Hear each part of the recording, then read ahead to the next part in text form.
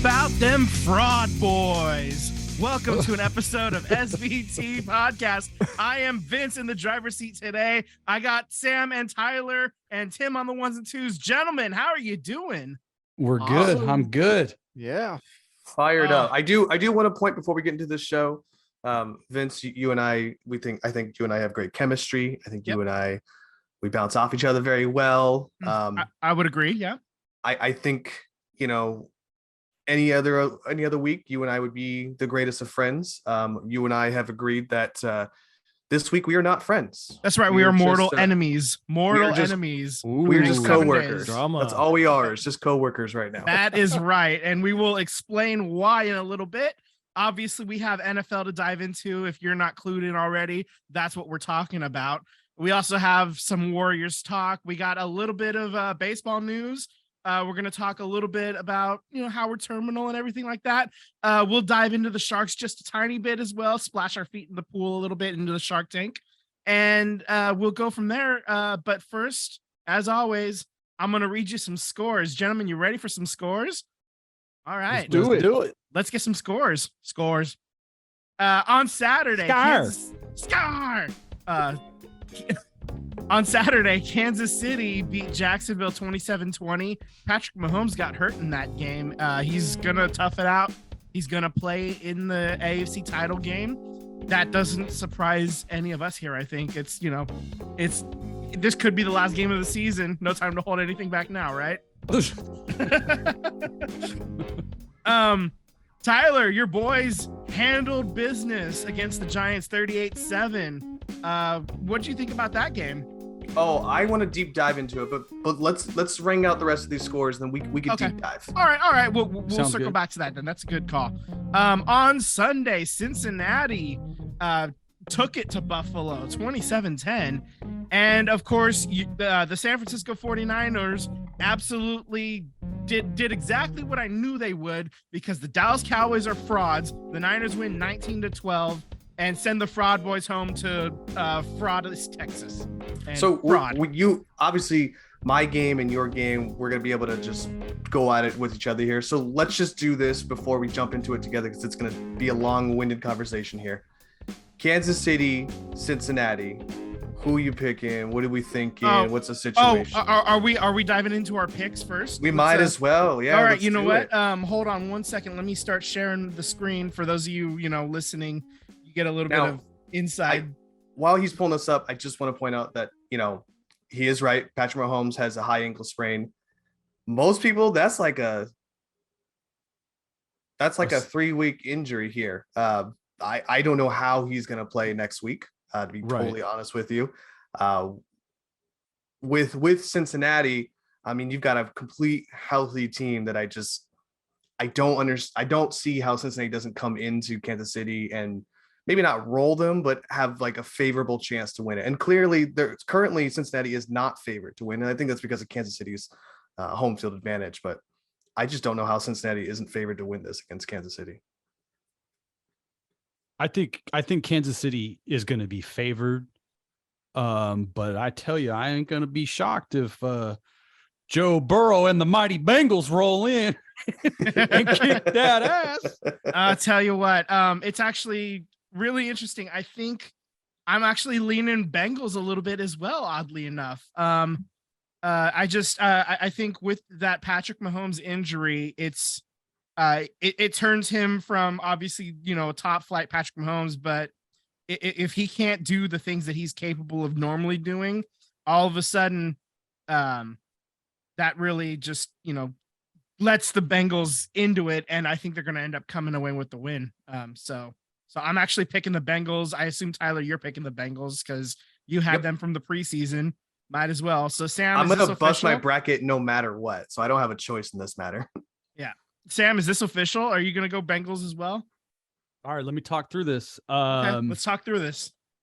I think Joe Burrow is amazing. I mean, he carried my fantasy football team. I had a lot of coach and player talks with him when he was on my fantasy football team. So of course, deep conversations, not just about football. Yeah, but I didn't just talk to him about my fantasy league. Like we talked a lot about like personal things, and one of the things that we talked about when he was struggling was communication. And sometimes we miscommunicate things, we over communicate things. And, something that I communicated to him is that I think he's a leader. I think he has something special. And I want the Bengals to win. However, I'm picking the Chiefs. And here's why. I'm trying to win this little bracket challenge we got here. So I gotta break away because I'm not doing too good. So see, you say you're not doing too good, but you're actually in first place right now. yeah, my but friend. I don't feel comfortable. No, I mean It's you not, only it's have not a close lead. Yeah. it's only a 1 point lead I'm over both picking the me and Tyler. Chiefs.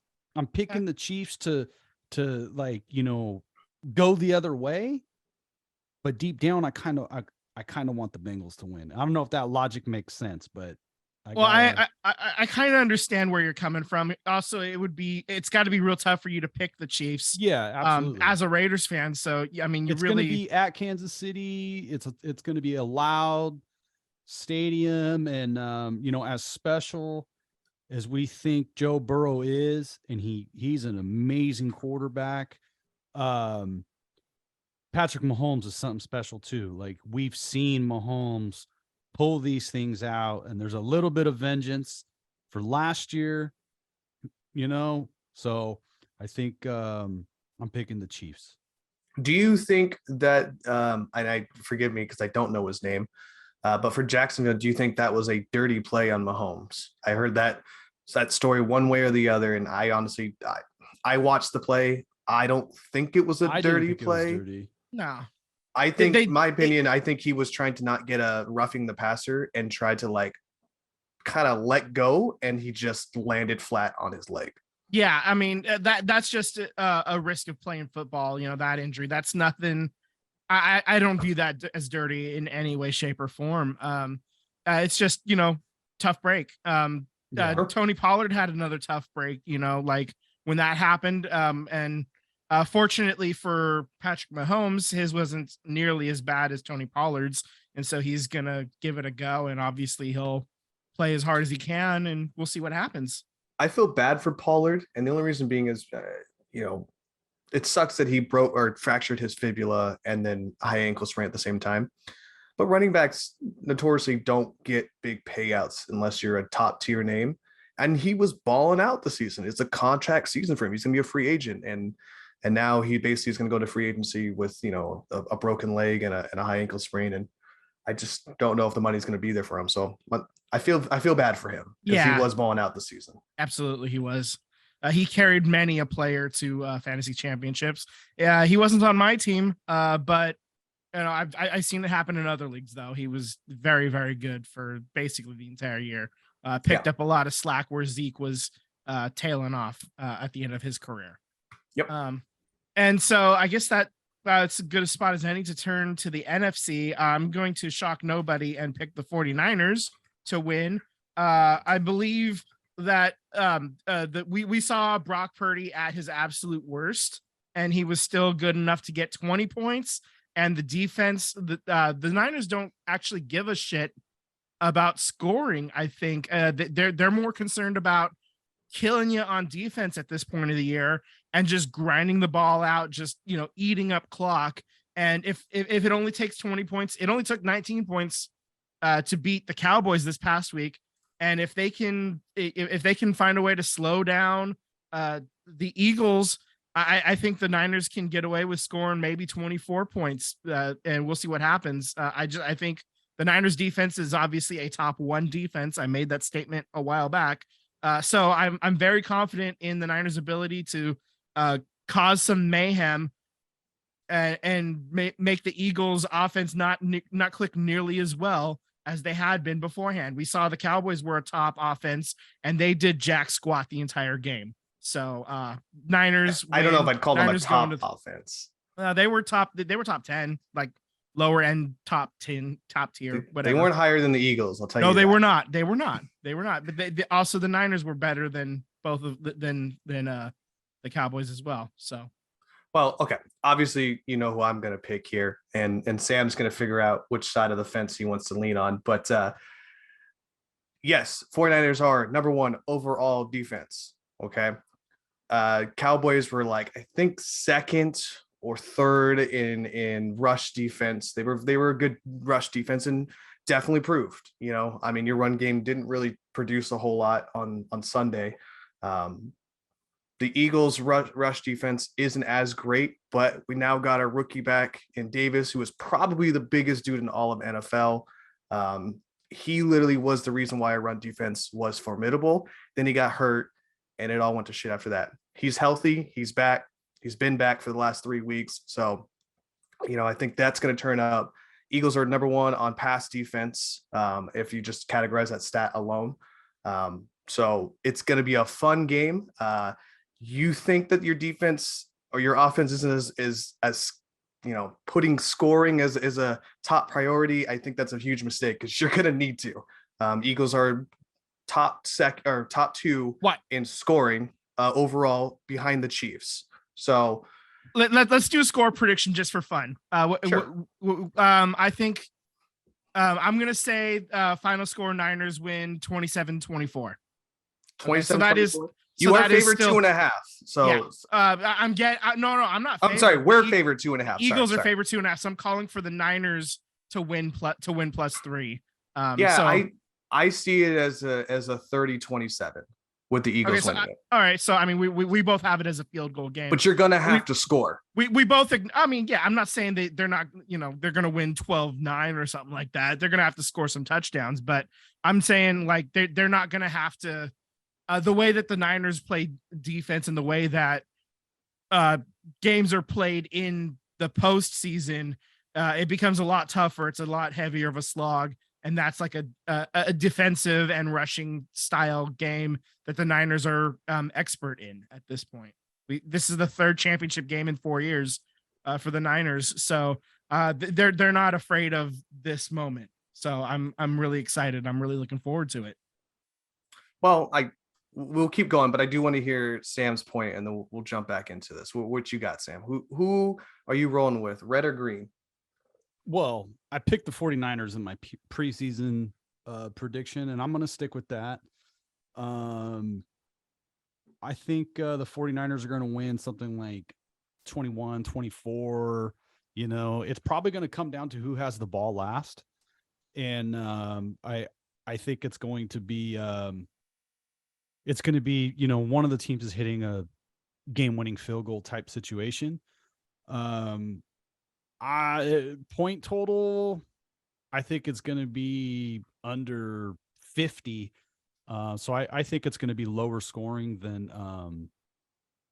than what we've expect the Eagles to score. It's definitely the Eagles are really good on offense, but this is the number one defense, and it's not just they can beat you at all levels. And I think the defense for the 49ers are going to make more plays than the Eagles defense. And I think the 49ers offensively, the way they can run the ball and grind clock, I think their offense will be less prone to making mistakes. That's kind of what I think it's going to come down to. I think the Eagles are they're going to roll the dice. They like those big plays, but also those big plays, can cause a lot of mistakes. So I think there's a potential for a tip ball, something of that nature, an interception. So that's kind of how I see it. But it's going to be a hell of a game. I just know that I get to win because you guys are all going crazy over this game. I don't really have a dog in the race. So in the great words of John Lovitz, you both are losing your marbles and I'm reaping all the benefits. So, and I get Philly cheesesteaks. So I disagree with you in the Eagles go for the big bang plays. They are the number one rushing team in all of NFL. So much that they were first in 32 touchdowns for the whole season as a rush team. Yeah, but that's because of the quarterback. Yeah, Jalen Hurts definitely skews That's those the numbers for quarterback, sure. not your running back position. Right, but you're saying a big bang play of throwing. I'm telling you that it's not going to be a big bang play because they're trying to run it down your throat. Big bang Yeah, but they plays would don't be run like it. They don't Mahomes run it throwing down your throat with running Hurts, 30 times as a running back. He's able. It's 3 running backs and Hurts. Yeah, That's but It's but different the guys. the biggest difference in what he's shown in his past is this season he's been able to pass the ball. He showed flashes in the past, but he can pass the ball, and his passing has been big play passes. It's been explosive passes. well, that's also because you got AJ Brown, who's 265 pounds as a wide receiver. So I don't know. Maybe I'm just not seeing the same that you are. I'm seeing as yes, he does have a couple bang bang plays, but in reality, most games this year are won by us running it down the throat. And then with that run game opens up the passing. So I guess the big thing for me, the question mark is that, Bosa is the number one as far as being able to get sacks, but the Eagles are number one as a team to get sacks. I mean, Bosa, I don't know how many Bosa have, like 17 18 and a half. 18 and a half. Okay. So, the Eagles have had 70 sacks as a team, and the 49ers have had 44 as a team this whole season. So, there's a lot that's going to be, I think it's going to be one in the trenches. Who can pressure the quarterback more and who can make more havoc there? I think that's where the game is won, honestly. I mean, the Eagles have just stud defensive tackles. And not to say that the 49ers don't, but clearly, numbers are numbers. So I think that's where the game's going to be won, is in the trenches, and who can pressure the quarterback more and make that game of a muck-up game. Okay. I have one more point to add on behalf of the 49ers. And I too have one more point to add after Vince. Okay, sounds great. I'm going to point out that the 49ers have an all-pro caliber player in every meeting of every position meeting. So your defensive backs and safeties, you have Hufanga back there. And he's going to be all pro, and he's, already, Pro Bowler. Then you have at the linebacker level, you have Fred Warner. At the defensive line, Nick Bosa, we've already talked about him. On the offensive line, you have Trent Williams. Running back room, obviously it's Christian McCaffrey. And then you have Deebo Samuel, who's all everything last year, and is another, immensely talented Pro Bowl player. And so basically the quarterback is the only place the 49ers don't have an all-pro guy, but you have Brock Purdy absolutely balling out and doing enough in what was actually his worst game as a pro, as a starter. He still did well enough. He got, 200 yards passing, no turnovers. That was huge. He almost had one, but Trayvon Diggs dropped it, thankfully. But other than that, yeah, I'm feeling very confident about the leadership that the Niners have that can get them through immensely talented players and just like good head on their shoulders and ready to roll and ready to beat down these Eagles. Fry, baby. Yeah, We're going to cook you. We're going to cook you. I think we're in the same boat. We've got all pro players too. You know what I mean? Like Jason Kelce is one of the best centers in the game. Darius Slay is one of the best cornerbacks in the game. Brandon Graham is one of the best defensive ends in the game. We also have Robert Quinn, Fletcher Cox, Jordan Davis, Josh Sweat, Jason Hargrave. I mean, the list goes on. We even have Ndamukong Suh. I mean, so I just think that it will be the tale of who doesn't mess up. That's who wins this game. And that leads me to the points that I wanted to make, circling back to Niners Cowboys. Last week we talked about this. We said, what's this game going to come down to? And it pretty much came down to what we said. McCarthy was going to make mistakes. And there was a ton of coaching mistakes. And the Cowboys did not look good. Ezekiel Elliott is still like buried in the ground from getting just absolutely pancaked. But it was that one. It was quite a few plays. The fourth downs, the time management, the tight end running backwards, and then the same tight end not getting his feet down. So they had their chances, and there's been a lot of Dak talk about how, the week before he really balled out, and that was the best version of Dak we've ever got to see. And then we got to see 2 interceptions, and those interceptions were huge. And I think those types of plays are going to be the difference maker again. And the Eagles are really good. But I don't think they really have gone up against a defense that's this good. At all levels. The 49ers don't miss tackles. They constantly make big plays. We've seen it time and time again. And I think that old adage is true. Defenses win championships. Fair enough. Anything we need to add NFL wise? No, I just, I can't wait until this Sunday. Yep. Sam's going to be the neutral. He's providing the neutral site. The NFL may have lost their neutral site when the Bills couldn't get the job done, but we got our neutral site at least. So, really looking forward to that. Is that this Sunday, Vince, I may say some things and you may say some things. Yeah.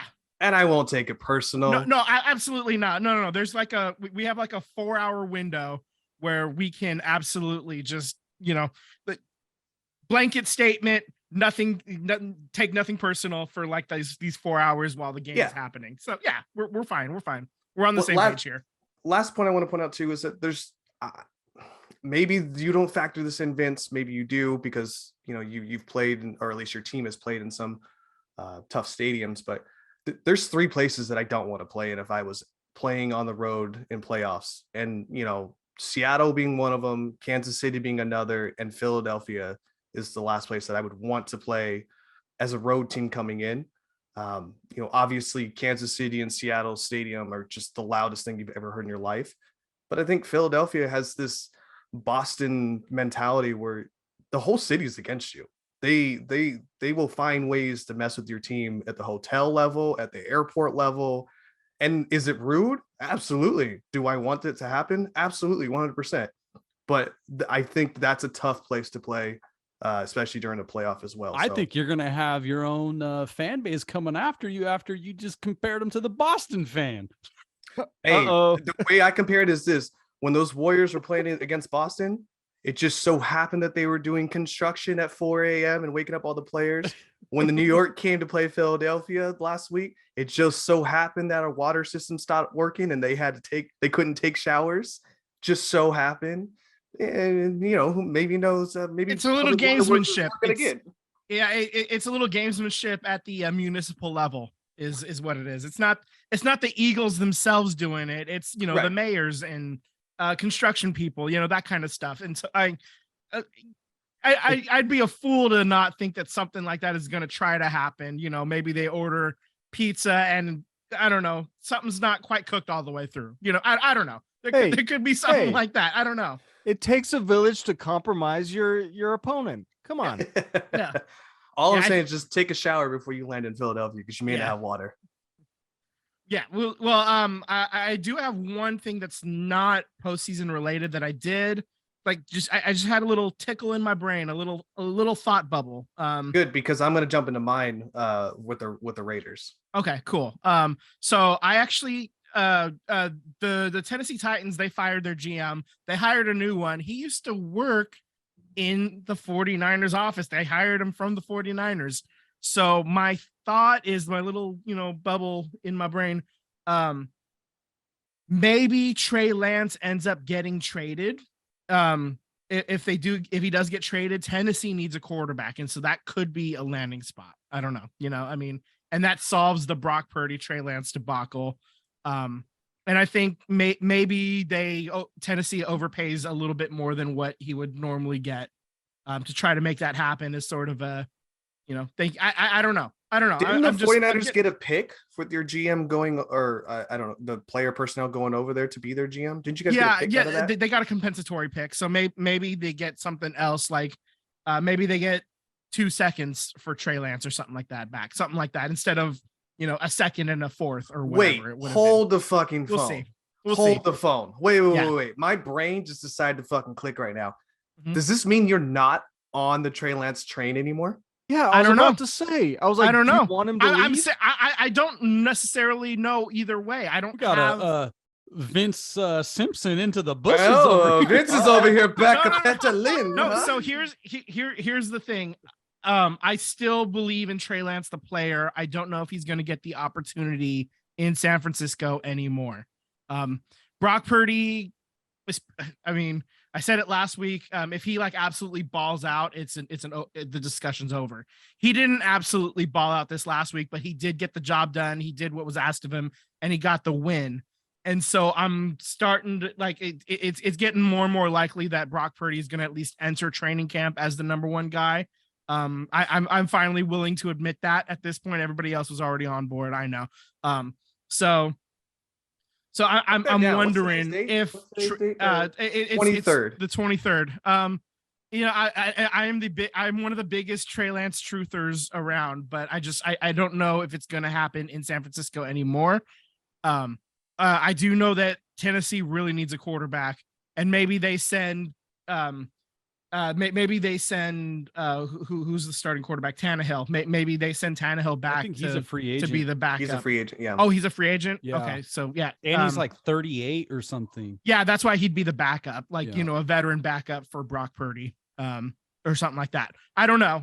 We'll just see what happens. I don't know if Purdy gets traded. And the reason being is Trey Lance. I'm sorry. I don't know if Trey Lance gets traded, and the reason being is that Derek Carr will be a free agent. You know, they'll release him. I think they have to wait till like 2 weeks. So Well, he after also the has Super a no Bowl. trade clause. So why would he help the Raiders? Why would Derek Carr even help the Raiders? Just say No. I'm What I'm not being saying is, traded. So he's no. going to be a free agent. that's what I'm getting to. Yeah. So what I'm saying is that Derek Carr will be a free agent. Jimmy Garoppolo will be a free agent. You'll even have Barker be a free agent. Tom Brady. Actually, no, he was already in Tennessee. He won't go there again. Never mind. Take that back. Tannehill. So, yeah, I mean, there's a couple of other options that are available. I don't know if they would make a trade when you could just pick up like Derek Carr, for instance, right? I don't think Tennessee's trying to win tomorrow. Like they did make the playoffs, but No, they didn't make the playoffs this year. They made the playoffs last year as a. Oh, that's right. seed. They lost that last game. They lost that last that's right. game, and so I They think were close. They were on the door. They were on the doorstep. the problem is they're a quarterback away, and if you can, and if the guy that they sent over, I don't even remember who it is, if he's one of the guys that was on the Trey Lance hype team, maybe you can swing that, and maybe he thinks that Trey Lance could be the guy that gets them over the top, back into the playoffs, because they're a quarterback away. They're like we talked about those teams, you know, at the beginning, you know, maybe a year ago, like what are some teams that are a quarterback away or just one piece away? And Tennessee is one of them. You know, Tannehill was injured. The as Lions, shit. right? Remember the Lions when they got Jared Goff, and we, you know, the Stafford Goff trade. We were like, oh my God, what a terrible trade, the Lions. And now Jared Goff. I mean, is he the MVP of the league? No, but they're still going to have a decent draft pick. They might have enough capital to go out and get a quarterback of the future. You know, so Derek Carr could be a really good bridge in Tennessee.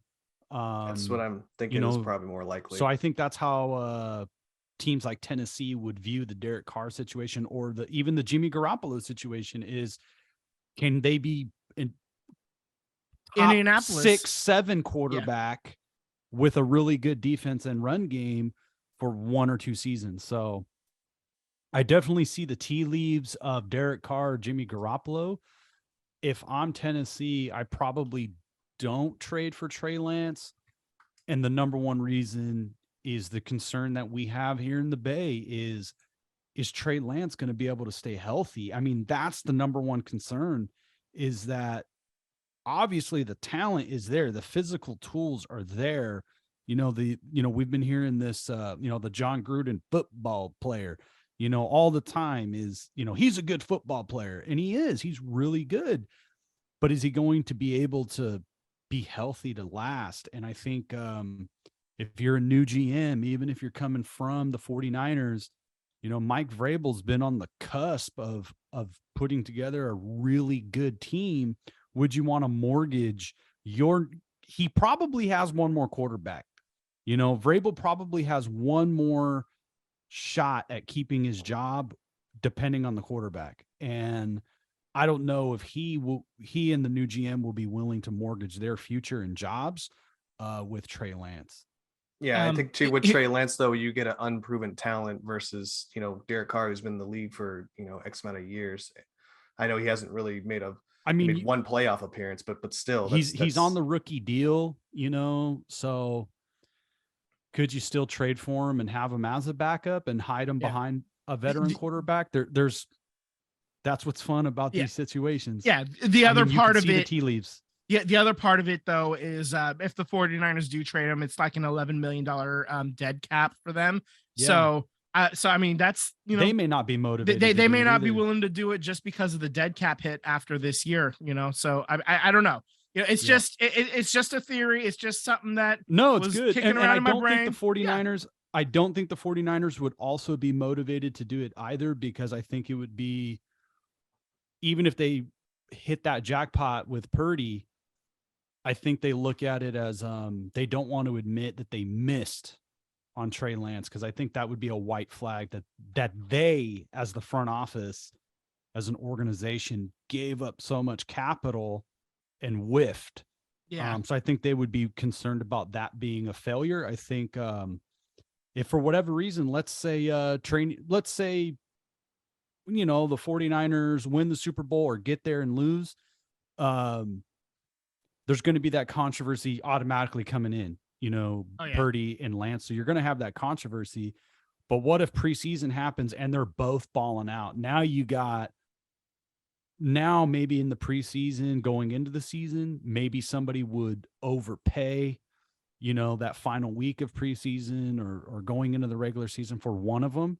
Maybe somebody overpays for Brock Purdy, I don't know, but it's interesting. Like, the quarterback situation is going to be insane for the 49ers and the Raiders and Derek Carr.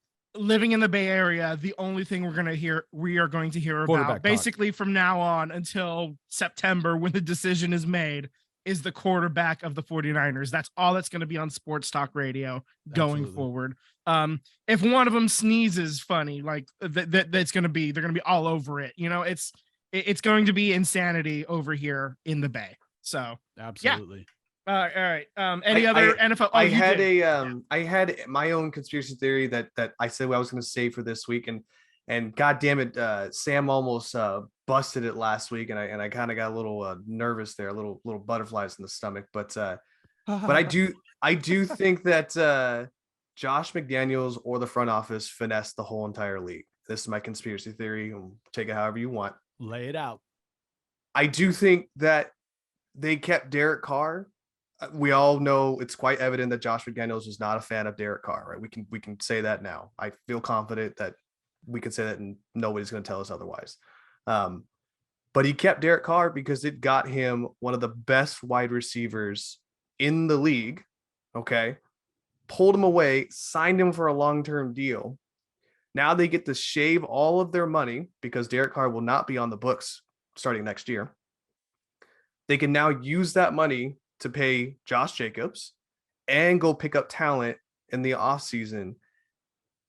If the Raiders come out next season, and let's just say they win 13, 14 games, I will say that Josh McDaniels finessed the whole entire league of getting a top-tier wide receiver, a top running back that he could probably just use the money that he was going to use for Derek Carr on him now, and they can go get themselves the quarterback that they want.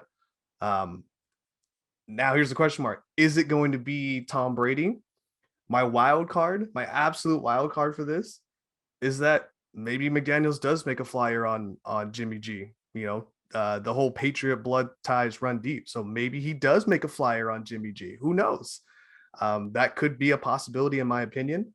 But I do think that Josh McDaniels used Derek Carr to get what he wanted. And I think next season, if you win 13, 14 games, he absolutely did. We're going to talk differently about McDaniels. He absolutely used Derek Carr's relationship with Devontae Adams to get him here for sure. They have the number 7 pick, I believe. Yep. I'm looking at him right now. There's a lot of talk about, I don't know if I'm saying this right. Levis, if he falls to 7, Apparently the Raiders there's been some smoke coming that the Raiders really like Levis. And then oh my God, I'm blanking on his name right now, but the kid from Florida, have you seen this guy play? He's just an elite athlete. And every time he takes the field, he is like the best athlete on the field. I believe it's the Florida State Gators quarterback. Let me Anthony Richardson. Anthony Richardson. Check this kid out. He can get a little inaccurate with throwing the ball, but this dude can make all the throws. He is an elite runner. And there's been a lot of talk on Raiders, Reddit, Twitter about apparently Josh McDaniels absolutely loved working with Cam Newton. And Cam Newton was a shell of what he was when he was an MVP.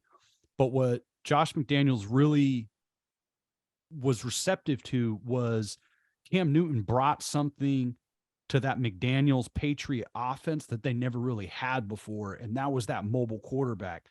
And there was that first half of the season that Cam Newton, when he first got to New England, actually did pretty good.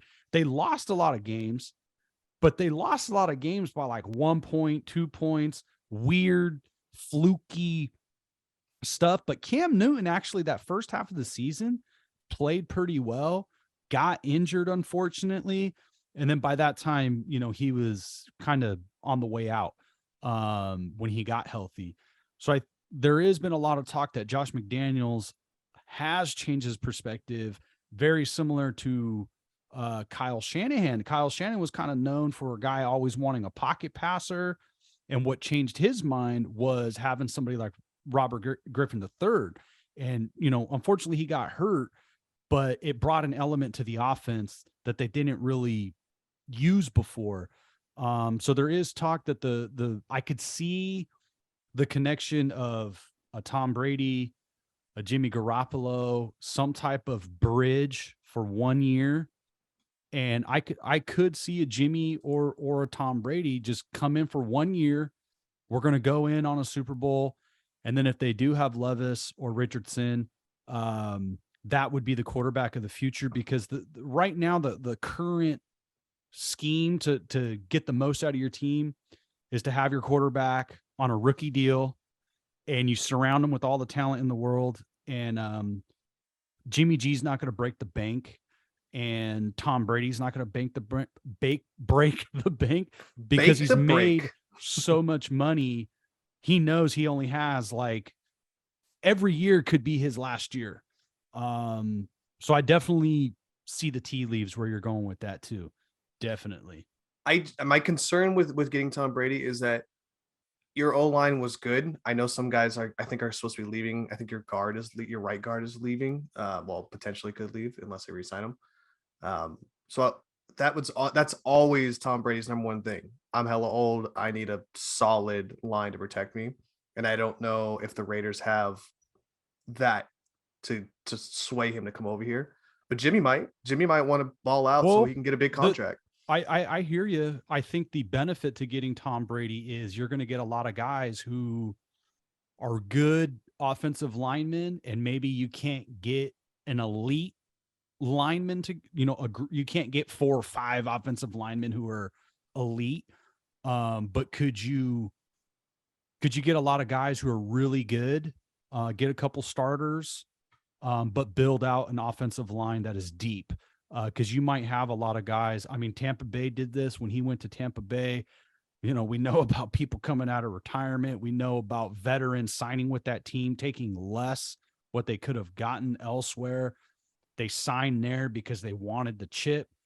So I think you would have that same kind of perfect storm of Tom Brady going to a team with a lot of big weapons, and you get some veteran guys come over, be key players on a Super Bowl team.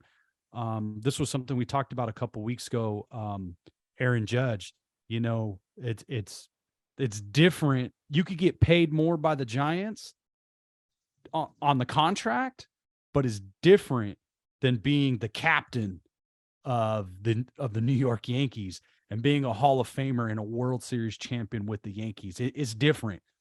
It's just a totally different financial stratosphere when you're the captain of the Yankees. I mean, we talked about how many captains there have been. A lot. You know, Not as lot as I thought there would be. So Yeah. he will, when he's done playing baseball, he will be, you know, a Yankee captain. So he's going to ride that into the sunset. So I think there's a lot of guys who would want to just win a chip because you can ride that wave. Even if you only get one, you know, there's a lot of football players who make money on autographs because they were a Super Bowl champion. So I could definitely see any veteran, a Tom Brady, Garoppolo go for it 1 year, and then they still have the capital to build out those holes. Well, it should be fun. That's going to be a fun offseason to look forward to. I can't wait. I hope my tinfoil hat theory isn't that much of a kooky, crazy theory, but it feels legit. It feels just. There might be a little smoke there. I'll give you that. Something. It feels crazy enough. Yeah. Crazy like a fox. Well, that was it. That's all I got on my theories. All right. So I think at this point, this is just as good a time as any to move on to the Warriors. Wait, one final comment about about NFL. Okay. The Cincinnati Buffalo, we picked them. They were, you know, Joe Burrow looked amazing. Cincinnati looked amazing. I think they were the most complete team. They looked like that special team. I know the Eagles blew out the Giants, but that was to be expected. Buffalo, Cincinnati, Buffalo, just unfortunate. We all love Josh Allen, but he did not look good. There were some issues, and you would think that the Buffalo Bills were going to show up in that cold weather, and it was the opposite. The Cincinnati Bengals took it to them. I had two things as to why that didn't happen. I know we're supposed to move on here, but the two reasons why it didn't happen was that Buffalo, if you compare run games between Cincinnati and Buffalo, clearly Cincinnati with Bernard they got better running backs. Where, you know, Buffalo's got these small running backs that they're not, when it's snowing and it comes down like that, your passing game is going to go like this. And it's going to be up to the run game and the defense. And there's no Von Miller and there's no run game. So Josh Jacobs is a free agent. It is no guarantee that the Raiders can re-sign him. Even though they got the cap space, he's a free agent. If somehow, some way, somebody like I don't know Buffalo's cap situation, but if somehow, some way they can add a running back like a Josh Jacobs, look out. I'll say that.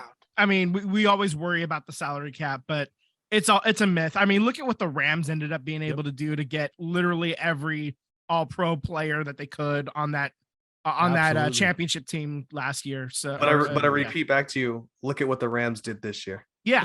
I mean, but they got a chip. It's worth it. Like I would absolutely take blowing up your cap situation if it means you get a chip to get the chip. I mean, shout out Golden State Warriors. That's right. Shout out Golden State Warriors. Speaking of which, excellent transition.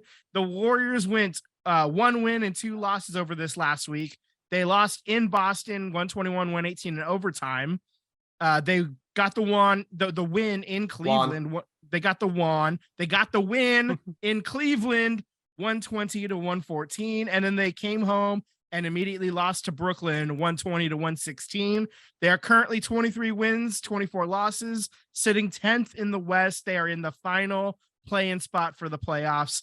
Sam, we had a man in the field this week. Yeah, I was. Tell us your experience at the game. I was blessed to go last night. My first time at Chase.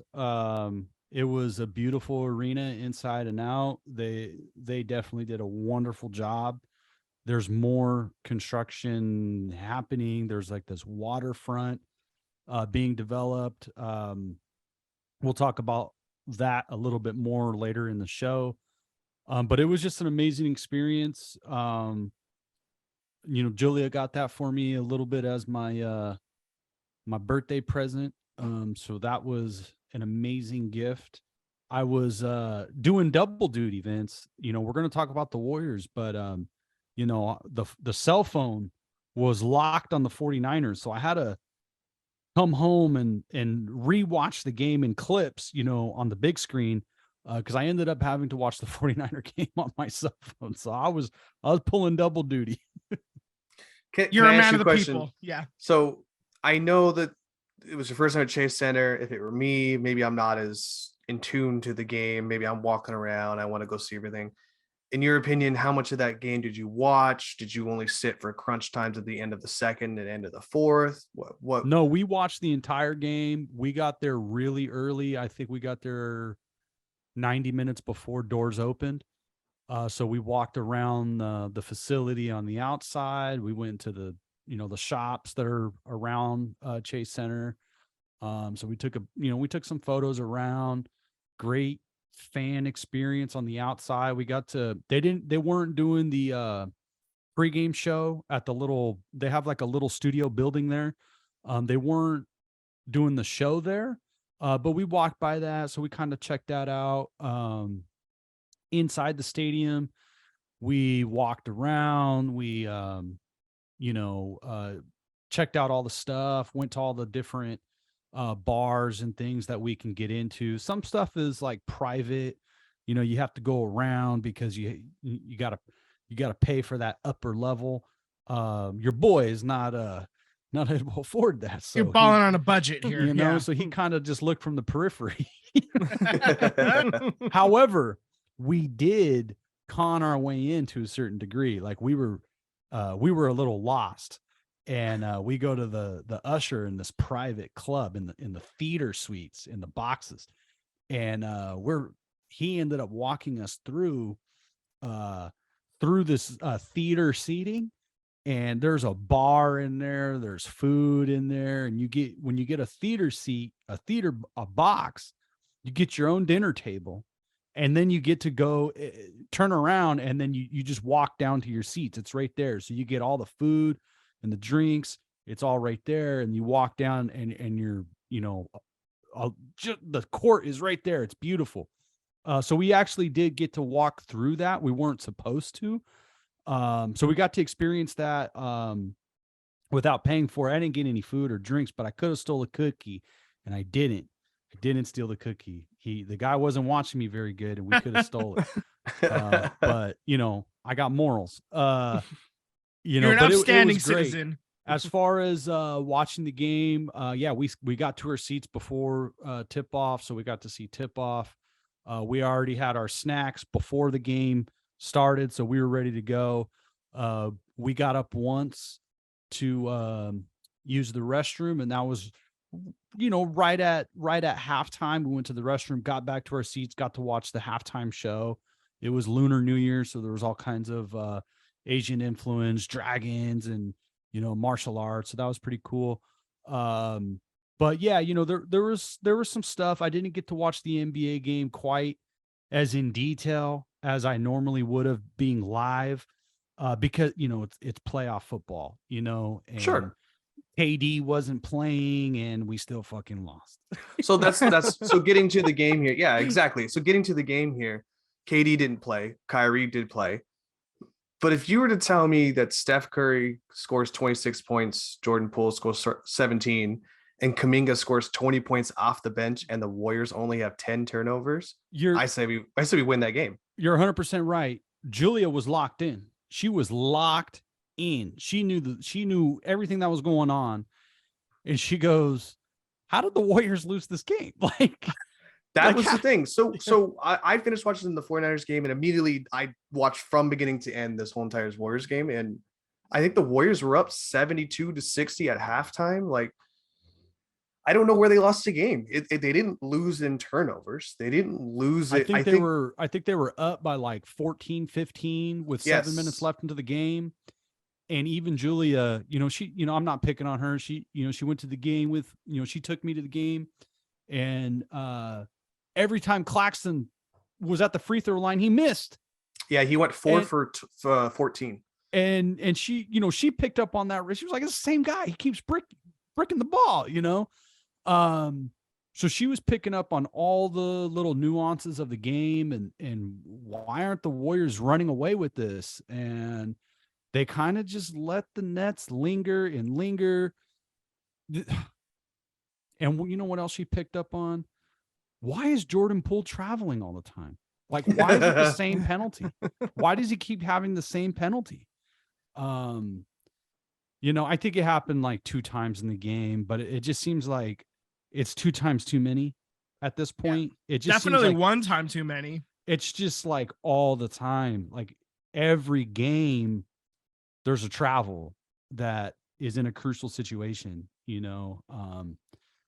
So I still don't understand how they lost the game. You lose Kyrie, that game because Klay Thompson goes 0 for 8 from the 3-point line, only has 10 points. Andrew Wiggins only gives you 4 points. As your starters, they got to do more than that, right? That's Draymond Green types of level, maybe even Looney at times type of level of scoring, right? But I do want to ask you this: when Klay did shoot that inevitable last 3 and missed it, right?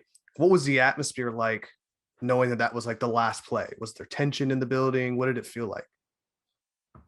to me, there was definitely that when he got it up, like that that I don't want to call it the cheer, but it's like that, oh, like he got it off, and there's that hope that it's going to go in. But I think once you saw the arc of the ball starting to come down, I don't think you really expected it to go in. It looked a little off. And I if I remember correctly, there was like a, but I don't think it was too confident when he let it go. I think we were just excited that he got it off. You have a chance, but it didn't look like the best shot, unfortunately, for us. Fair enough. Well, you guys are officially 0-1 at Chase Center. I mean, you're 0-1. You're 0-1 in Chase Center. So yeah, I still haven't been for basketball. I've only been for Elton John, and Elton John absolutely rocked it. Yeah, I'm 1-0. Elton John's 1-0, bro. That was an absolute win. I'll tell you what, he absolutely crushed that place. I loved it, man. I'm in lower league. I'm my record is 0-0. I haven't even made it up to this league yet. No record. Oh man. Okay, so speaking of, I don't know, that's a terrible transition. We're gonna move on and pretend I said something clever. MLB hot stove. Tommy Pham signed with the Mets, 1 year, $6 million, and Miami made a trade for Luis Arraez from Minnesota. They gave up Pablo Lopez and 2 other prospects, and that is your hot stove update. There are still some top remaining free agents available: Michael Wacha, Jurickson Profar, Elvis Andrus, Zach Greinke, Trey Mancini. Those are all guys I would expect to find homes probably right around the time spring training starts. I got a little bit of advice for the New York Mets, and that's don't get involved with your boy Tommy Pham's fantasy football league. I was just gonna say, I was really hoping he would join the Giants. Super serious, man. He takes it so serious. So I would steer clear. I was really hoping he would join the Giants. I was like, man, wouldn't it be funny? Oh man, that would have been the bad news Bears right there. Yeah. Frank. In injury news, Frankie Montas, former A's pitcher, now obviously with the Yankees, he's going to miss the first month of the regular season with the shoulder injury. So they're expecting him to come around in May or so. It might be a little earlier than that, but I doubt it. The way they they really take extra precautions with starting pitchers, especially with shoulders, especially a guy that's supposed to be, their number 2 in the rotation. I mean, Frankie Montas is supposed to be an impact player for him. Just gives him slug him up. Yeah, load him up. He'll be fine. Actually, no. If he gets popped again, that's I don't think maybe it's a lifetime. No. He'll get the full year, I think. So he's already got popped once. Yeah. So that's 90. So he gets a year and then a lifetime. Okay, I got it. Yeah. So it's 81 and then 162 and then lifetime. I think that's what it is. Oh, I thought he served a 90-game suspension. Maybe I'm wrong. It was 80, I thought. Well, anyways, he screwed the A's. Yeah. He screwed the A's anyway. Yeah. So we do have some a little bit more sadder news. Speaking of the A's. Speaking of the A's, we want to send a rest in the most piece to Sal Bando, Captain Sal from the 70s teams. He was an all-star. And he was, central figure on those the A's team that went 3-peat in the early to mid 70s. So rest in peace, Sal. And he was actually, he wore number 6, and that was the number that Bomel wore when he was coaching for the A's in honor of Sal Bando. So he's a guy that meant a lot to a lot of the older guys, like our parents. And we would hear stories about him and all that good stuff. My grandpa would talk about those 70s teams, especially like for ages. And a lot of A's fans are really going to miss him. And so yeah, Absolutely. Yeah. all right. So Sam, you have one note on Howard Terminal and how it's relating to other cities, nearby cities on the bay. Let's dive in, Sam. What are we talking here? Yeah, this is about a little bit about Howard Terminal, and just to kind of, if for whatever reason people don't know what Howard Terminal, the Oakland A's, there's a site in Oakland, not too far from Jack London Square, where they're trying to build their new ballpark and develop the surrounding area, which would do some waterfront remodeling, major construction. There would be there's like a community benefits package, so that there would be a stadium for like high school, or an arena, like a micro arena. But it would open up a bunch of shoreline. It would also be built to, there's lots of this global warming stuff of like floods. So there's a lot of improvement. There's housing, there's retail. It's a massive construction project, and it's not just about the stadium. So how does that relate to these other cities? Well, in my normal 9 to 5, I work in the construction industry, and I went into the city of San Leandro today to pay for a permit.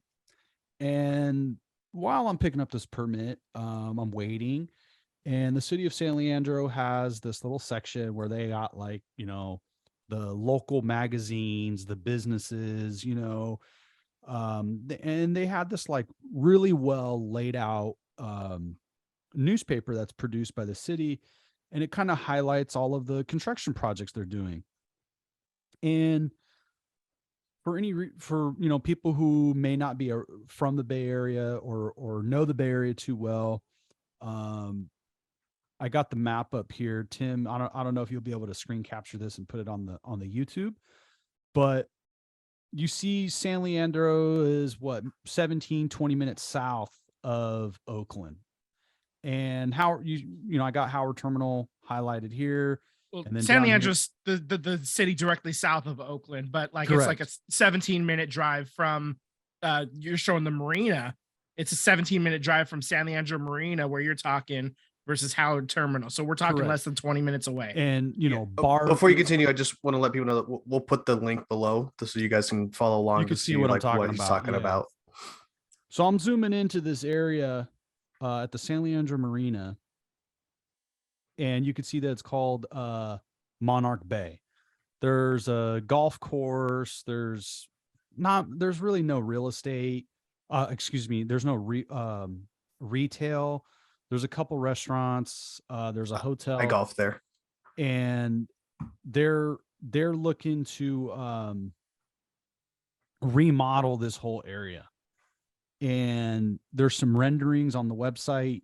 And the point of this is the city of Oakland's neighboring cities, they border one another. And the city of San Leandro, it's not a major city, but they understand that they have an asset, and that asset is the marina. And these renderings are absolutely beautiful. This is being developed with, I'm just going to go quickly down the list, a 210 room hotel with an attached restaurant, an additional restaurant with banquet facility, commercial space for retail or market use, 206 single family and townhome residences, 285 multi-family residences, reconstructed Mulford Marina branch library. So the city of San Leandro over the past 20 years has made a commitment to their public library system. The San Leandro main library is amazing. It's a wonderful site. I grew up in the city of San Leandro, so I spent many years in that San Leandro main library. It was great before the remodel. It went from great to excellent after the remodel. It's absolutely beautiful. Has a ton of history there. Um, and then there's another library that was they're in the process of remodeling or rebuilding their libraries. And the Mulford branch is very small. It's like it looks like a house that was made into a library. So they're going to get this area is going to have an actual library where thousands of people will have access to. They're reconfiguring that golf course, Tyler. So they're going to make it a 9-hole. But some of the designers and what they plan to do with the actual golf course is going to be influenced by some pretty heavy hitting designers. Enhanced recreational amenities include new park plaza areas, pedestrian promenade with a Bay Area trail. So this trail actually connects to the shoreline that goes down to San Lorenzo and Hayward. This takes you down to San Mateo Bridge. And, this is an amazing water trail where you can bike ride, and it's just beautiful out there. It's absolutely stunning. They're redoing the boat launch. So there's going to be a new boat launch. There's bike lanes. It's going to take many years for this to be developed. And here on the YouTube stream, you guys will be able to see this. Here's a top view of how this new layout is going to go. And this location, the marina, is what, 5 minutes from the Oakland airport? And If that, yeah, if it's that. right next to it. Very the close. Oakland airport is so close. And what I see here, guys, you have a micro city. I mean, you can fly people in the city of, Oakland airport. You could take a 2-minute Uber to your hotel, play 9-hole golf, have access to a couple of restaurants, a market. There's this beautiful park. You could go on bike rides. We know that this hotel is going to have some facilities in the hotel to host conventions and things. So I could very easily see this as a place where, some of us work for larger companies, corporate companies, where you can actually host a corporate event, play some golf, get some training in. We've all been a part of those things where you do things with your employer. And then if you want, San Leandro is so close to San Francisco. So if you want to get people to San Francisco to go sightseeing, it's right there. We already talked about Chase and how they're redeveloping their waterfront. The Giants are continuing they got some land that they're building on their waterfront where there's going to be like a Giants village. So the city of San Francisco is doing a great job of adding to their waterfront because it's prime real estate. There's, it's very limited. You get beautiful views. I would not be surprised if at some point San Leandro could add a ferry system where you're ferrying from San Leandro to Alameda to San Francisco. I think this is a fantastic idea.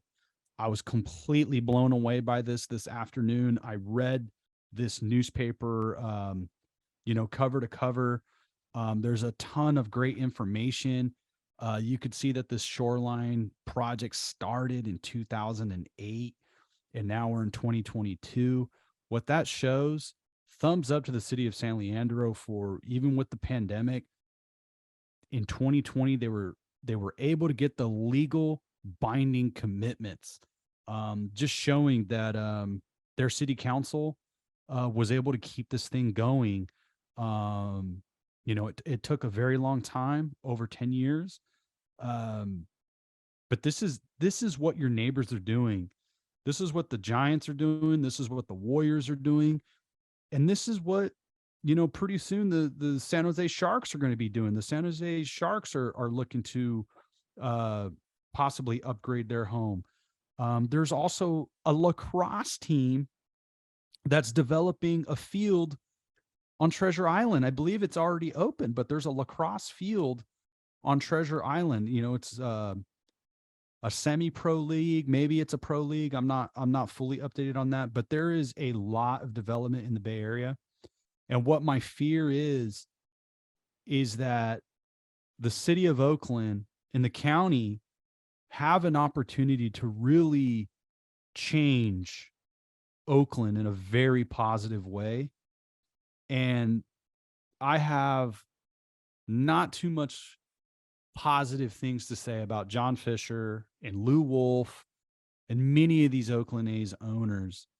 But I will say that the redevelopment of this shoreline is good for the city of Oakland. And I'm kind of worried they're gonna have an error.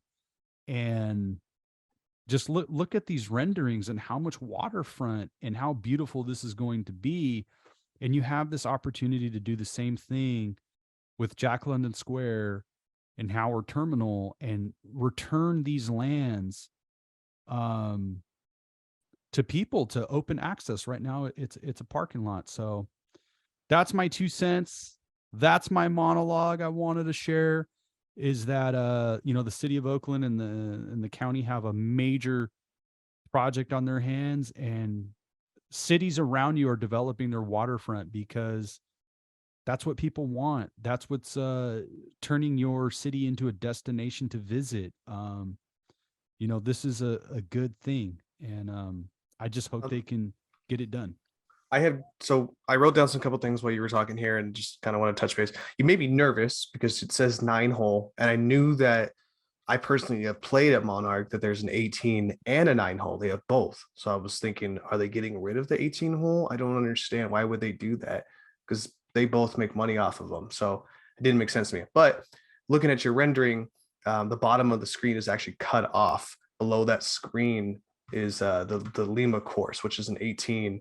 They're going to redo the Monarch Bay 9-hole course, which is in the and the 18 overflow is untouched. It's gonna. Yeah, so you made me nervous. I thought they were getting rid of the 18. It's like, why would they do that? So my second point too is that you and I have both agreed that the new mayor of Oakland is not pro Oakland A's. So with this whole city development happening, I mean, do you think that it's going to happen whether or not the A's are here? Because obviously Tao is not making the A's her forefront priority, even though we think that she should, but maybe she sees it as she can redevelop the whole entire area as opposed to redeveloping it around a sports team. Do you think that that's a possibility that she could just go that way? I mean, yes and no. I just think if you go forward without the A's, you're kind of starting over again. And who, if you look at the city of San Leandro's outline, it took them 12 years. And part of that process was to find a developer and to get into these legal contracts, right? Into the legal binding agreement. And that's kind of where we're at right now with the A's. The city of San Leandro, yeah, it's not a sports franchise, but they still had to do the environmental report, the environmental impact report. They still had to do that. These projects still require that. Maybe you can develop the same location, but you got to think of it as like a mall, right? Like when you're a developer, I know malls are kind of falling apart by the wayside, but when you would develop a mall, a lot of the times you would have your anchor stores, you have your Target, you got your Macy's, you got your Nordstrom, right? You have your big anchor stores that pay the bills and they bring in tons of traffic. And then it's the smaller stores that are able to get some of that traffic. That was kind of the theory, right? And it worked for many, many years. Now let's expand that idea. And we kind of see that with the Giants and now with the Warriors in San Francisco. Like that's right in our backyard. And they put the stadiums there, the arena, built out the amenities around it, and it's totally changed the vibe of those neighborhoods. I think in a positive way. There's a ton of restaurants. There's as much as I'm not a Giants fan, but look at how much camaraderie it brought to the city, how much money it brought to the city. Or is the city of San Francisco losing because of having the Giants there? No, not at all. Are they losing? Having those 3 World Series titles. I mean, just being in 3 World Series, let alone winning, just being there. The 49ers, I know, they now are in Santa Clara, but when they win, all of the hotels in San Francisco, Santa Clara, San Jose are booked. So they're bringing in massive people. Is that good for San Francisco? Even though they're in Santa Clara, is that good for San Francisco? Is that good for San Francisco tourism? It's a good thing. So the sports teams are the anchor of your mall. And that's what the A's are, is they could be an anchor where you get this new stadium. Look at the naming rights, look at the restaurants that are going to want to come in, the retail stores that are going to want to come in. And there's going to be a lot of, I think there would be a lot of people who are from the area that would somehow benefit, whether it's retail, bars, restaurants, services. There's a lot of money to be made for multiple levels of people and income and business people and entrepreneurs. There's a lot of opportunity when a project like this happens. It would take the city of Oakland. The Giants are still constructing. And how many years ago did the stadium open? It was the year 2000. So, how many 23 years later? Yeah. How many carpenters, electricians, plumbers, masons, how many of those guys are there? And then look at those same guys who you could have been a rookie learning how to build something at the stadium, and then 20 something years later, you're the foreman or a project manager or a lead on a skyscraper or the Oakland A's. So there's a ton of construction going on here, and construction guys pays really well. Project management, construction management pays really good money. So this is opportunity for the trades. It's not like you're going to build the stadium and you walk away from it. We've heard the discussion of, well, you could just put it where it currently is. Okay, well, you're going to tear it down. Where do they play temporarily? And we talked about this before, the Bart situation. It's not delivering an audience. It's the easiest thing to get to, and it's not delivering an audience. And, we talked about Howard Terminal having 3 sites. It's also, San Leandro's building their thing, as we talked about. If the city of Oakland builds this site with the Oakland A's, you're going to get a lot of tourist traffic. You're going to get people from the North Bay. You're going to get people from the East Bay. You're going to get people who are, Vince, you and I went to Chicago, right? We talked about this a few times. We went to Chicago.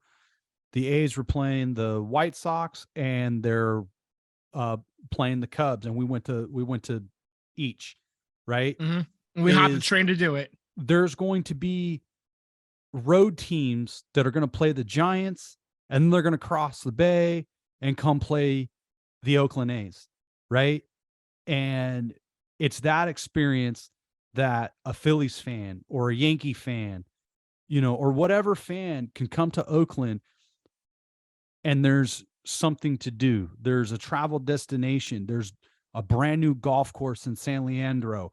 There's a lot going on. And right now, the city of Oakland is not a travel destination. Even if the A's are good, it's not a stadium that road fans come in and see a game at. Traditionally, like yeah, when we go to the game, you see opposing fans, but it's not really a destination where you're like, hey, my team is playing the A's and then the Giants. Let's go to Oakland. So what I'm saying is, there is a give and take. There is some tourism, but that's good for the city of Oakland. That's good to have dollars spent here, because not all shops are going to be the Targets and the Walmarts. There's going to be some smaller shops where, look at Oaklandish. You're saying Oaklandish wouldn't benefit from the A's staying and having new real estate and, new things. There's new East Bay brands popping up every week. It seems like when you drive around certain neighborhoods, there's a lot of new brands popping up that's born and bred in the East Bay. That's a good thing, so I just see this project as a good thing. And I'm just worried that the city's going to drop the ball. Well, I hope they don't. The city, yeah. And the mayor, the mayor, she's politicking. She's not for it. She's not against it. I was gonna push back just a little bit on her being against it. She talked with Brody Brazil, and she sounds like she's willing to entertain it for sure. She's willing to, make sure if it lines up right. And the biggest problem, it's got to be the money. Defense, in defense of the city of Oakland politicians, to play a little bit of devil's advocate, is how the Raiders left and somewhat how the Warriors left. It's not a perfect exit. And I think the city of Oakland as a whole, whether that's a politician, a person who's getting into politics, or somebody who's just active in their community, there are a lot of problems in the city. And I think they're so scorned, especially about the Raiders leaving. I mean, you can thank Al Davis for that one. I mean, there's so much blame. Plenty to go around. There's plenty to go around. I mean, Al Davis didn't break kneecaps to force the city of Oakland County to do that deal. They made that deal. They came to Al with that deal, so yeah. The Raiders leaving on the way out and not paying their debt, just like the Warriors. The Warriors still haven't settled their debt with the city of Oakland. I'm not trying to throw shade at Joe Lacob, but the facts are the facts. They still haven't settled everything with the city of Oakland and the county. So speaking of Joe Lacob, the Angels are currently off the table. They're not going to sell the team anymore. So that it's because he's buying the Oakland A's. You wish. Let it happen. You wish. Yeah. I wish. It's not going to happen. We all wish. Every A's fan wishes. I would say if Joe Lacob did buy the A's, the first game sold out. I mean, you would see Lacob banners. I mean, it would change. Mm-hmm. It would change overnight. And that's the thing that I think, to close this bid off, I think that's what's so frustrating about being an A's fan is it's a beautiful history of a franchise. It's a beautiful history. They have great characters. They have great wins, heartbreaking losses. If they could overcome this Moneyball BS and they finally break through and the A's won a World Series, let's say this hypothetical, they won a World Series. I mean, the Jeremy Giambi, that's our Bill Buckner. You know what I mean? Yeah.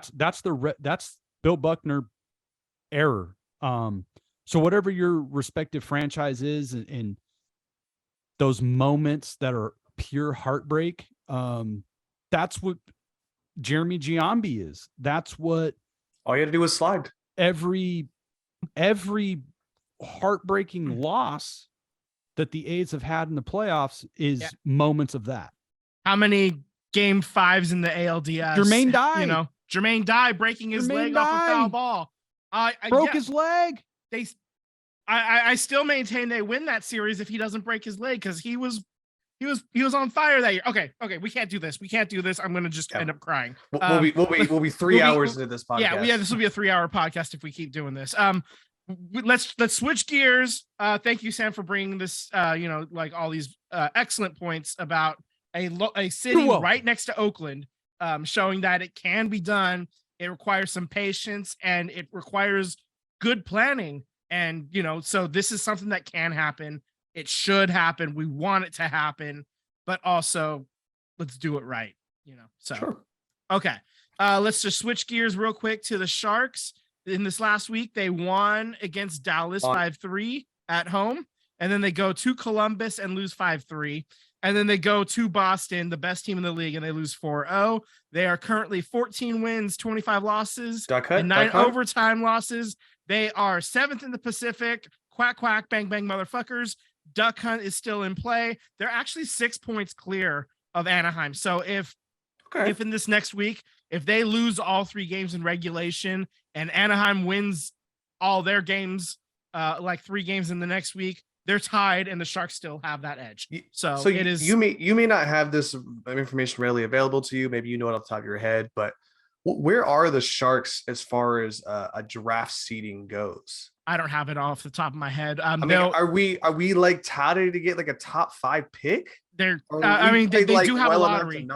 They do have a draft lottery. They're kind of on the cusp of that. I can bring that up real quick. I also want to bring up a hockey point today that I thought. Go ahead, bring it up while I look up the standings. Bruce Boudreau. Oh yes, yeah. I think the Vancouver Canucks fired their head coach. Sunday? I think it was. Just absolutely of a shambles and a terrible front office. You want to talk about a fucking joke of a front office? They hired Rick Tocchet, I think Tocchet. Rick Tocchet. Rick Tocchet. Okay, thank you. Sorry, I'm not Canadian. Rick Tocchet here. Not only did they hire Rick Tocchet, they never fired Bruce. They hired a head coach without firing Bruce, and they never told Bruce that they were going to hire another head coach. He just saw the writing on the wall. But how do you not bring your guy to the front office and say, hey, Bruce, we're going to go in a different direction. I think it's time that we have maybe a mutual part. No, they just said, fuck you. We're just going to hire Rick. The GM that Vancouver got and the jokes that they're running, just an absolute joke of an organization. And Vancouver should be, at least the front office should be ashamed of themselves. Canucks gonna Canuck. Terrible. They haven't done anything. This is Seguintins. They haven't done anything. Currently, the Sharks have the 5th worst record in NHL. They have the 5th fewest points in points accumulated, wins, losses, overtime losses. The Blue Jackets are actually worse off. So you lose to a team that's worse than you. That's not a good look. Nope. The Ducks, Blackhawks, and Coyotes are all have worse records, fewer points than the Sharks, and that's it. And the lottery affects the top 4 spots. This is they're on the outside looking in of the lottery, so they're sitting in the 5 spot right now. We are 48 games in. NHL does an interesting thing where, if you're the number 1 losing team, you're guaranteed a top 3. So if you don't get the number 1 or number 2, then you're guaranteed the 3rd. I was reading something about how they do their draft lottery, how it's a lottery, but it's a little bit different than how the NBA does it. Yeah. So there are you're only allowed to fall so far if you suck. There's protections in place for sure. We'll see if they start trading away pieces. Timo Meyer's name is on the block. If they can get anything of value, that's probably a piece we'll see move. He's being given permission to speak with teams about extensions. So if he, basically he can seek out a trade, and if somebody wants to get an extension, and of course the trade has to be worth it for the Sharks, because the trade, the Sharks have to approve the trade. But the NBA does something similar to that, where they'll tell the player, you and your agent go seek out a trade partner and let us know what you come up with. Yeah. So So I mean, we'll see where that goes from here. Timo Meyer's playing real well, and he's a young, strong, power forward type guy who can really put the puck in the net. He's a volume shooter. For those of you familiar with NBA, he shoots the puck a lot, and so that's how he gets a lot of the goals. Is he's just always firing on net, which is something that I like to see in hockey. I don't like to see it quite as much in basketball because if guys are just firing all the time, if they start missing, it's real bad. But hockey, I mean, you're going to score once every, you're not scoring a lot of goals. So, I mean, you just got to keep putting the puck in toward the net and hope. Yeah, I still think that's happen. my theory is if you can outshoot the other team, you might have a good chance to win because you're going to wear down the defense and the goalie. Yeah. Yeah. So, I mean, and obviously there are games when it doesn't quite work out like that, but Sure. Shit happens. It's an 82 game season. So there's your hockey update. Go Sharks. I'm going to actually a month from today. No, a month from Wednesday. Where I'm going to be at the Shark Tank for Patrick Marleau night. He's getting his jersey retired. They're raising it up to the rafters, and I'm going to cry like a little baby. Well, I do want to touch base on some extra points here. I'll be quick about them. I think one of them might cause a little bit of debate, but we'll get there when we get there. From two football sports, we're going to go across the pond. Quick Wrexham update. They are currently tied for first in the National League standings. So they've made up that game that was frozen out. So they are currently 62 points. Knott County is in first because Notts County did beat Wrexham. So that's why they have the tiebreaker. This Sunday, I should say, my apologies. Wrexham will be playing the round 4 of the FA Cup, which they'll be going against Sheffield United. For those who didn't listen last week or the couple weeks prior, Sheffield United is the top of the top in the Championship League. So that's the second level. Yeah. So Wrexham beat the middle team level of that league, and now they're going to go against the top team. So they definitely got the work cut out for them, for sure. I threw a last little nugget in there, and I said a Pro Bowl idea. Okay, here we go. We've workshopped some ideas, and we're kind of ho-hummed about it. You could still have your Pro Bowl players play a flag football game. I don't give a shit. Whatever you want to do. Well, how about this? What about the two worst teams in the league play against each other for the first pick? You're not playing hard to win the number 1 pick. Like if you're some sorry ass team and you're the starting quarterback, you're not going to go out there and ball out to get the number 1 pick so you could get the number 1 quarterback to replace your ass. Yeah, I see many flaws with that. Well, also, to be fair, if you were the number 1 quarterback, the team isn't going to draft a number 1 quarterback right after you. Obviously, there's issues, with the team. But I mean, if you're fucking let's say the Raiders season went even worse than it actually did, and the Raiders are one of the top 2 picks. Actually, let's use the Texans because the Texans actually did this. Is Davis Mills gonna ball out for the Texans? No, he's not. No, he's what's the motivation showcasing there? For that next team, baby. Yeah. Please, yeah. Watch me do this. Is he gonna drop 3 tugs and help the Texans replace his ass? No. I disagree. And also you're adding a game to a sport that is already extremely violent, and I mean, they don't get to play. They don't get to play 4 games anyway, so they miss out on that. Yeah, I mean, I don't even know. Is it a sackable? I know it's a flag football game. Is it 1 game? It's 1 game, and I heard that the Mannings are the coaches, and then Snoop Dogg is going to coach. No, the Mannings are controlling the teams, and Snoop Dogg's going to coach one of them. I don't know. Yeah, I don't know what the hell they're going to do. I think they should do something to if they're going to do flag football, maybe you do 7-on-7 and you have some type of tournament in a day. Like you have a 1-day tournament of 6 teams or something. I don't know. Do they follow the rule of 7 Mississippis before they attack the quarterback? That's my question. I don't know, man. I used to just do days think, of the week when I was in elementary All-Star school. games, Pro Bowls, they all suck. They just suck. Yeah. Yeah, there's nothing good about any single one of them. I mean, Yeah. because you've There's made just it too a much sport. money. Like there's Yeah, just too you've much made it a money involved sport now. where these guys get paid way too much money. I think basketball is entertaining in the fourth quarter.